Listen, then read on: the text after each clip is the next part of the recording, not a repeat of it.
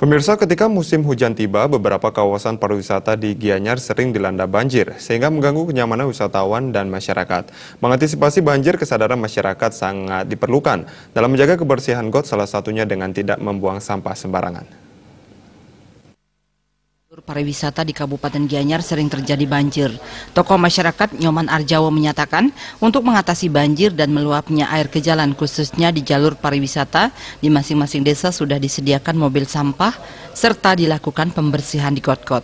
Selain itu banjir juga dipicu proyek pembuatan trotoar yang tidak profesional dan mempengaruhi kedalaman got sehingga ketika curah hujan deras got tidak mampu menampung aliran air.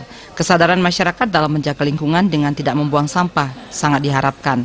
Walaupun saat musim penghujan, banjir di kawasan pariwisata di Kabupaten Gianyar tidak separah di Denpasar, namun hal ini harus tetap diperhatikan, mengingat beberapa kawasan di Gianyar merupakan daerah pariwisata. Terjadinya perbaikan trotoar itu tidak profesional penanganannya, itu sekedar proyek aja.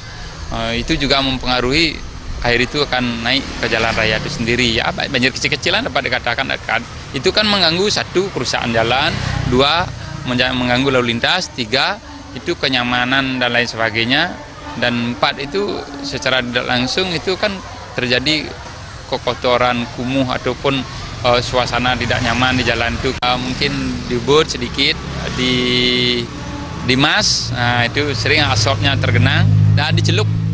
Diceluk itu karena gimana pun juga pemerintah pusat itu jalan protokol itu membuat jalan itu tidak pakai sistem kru.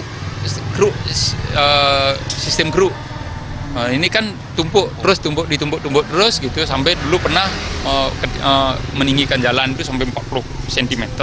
Itu kan jelas arsop itu lebih rendah dari jalan itu sendiri gitu, halaman arsop itu. Nah, ini mempengaruhi berpotensi untuk banjir. Dan memang sih dibuat pembuangan kayak apa itu yang di lubang itu, tapi tidak terlalu debit airnya terlalu tinggi juga tidak mempan lah begitu cepat penyerapan air itu sendiri. Di Kabupaten Gianyar yang sering mengalami banjir yaitu di Ubud, Mas, dan Celuk. Agung Ria dan Saputra Bali.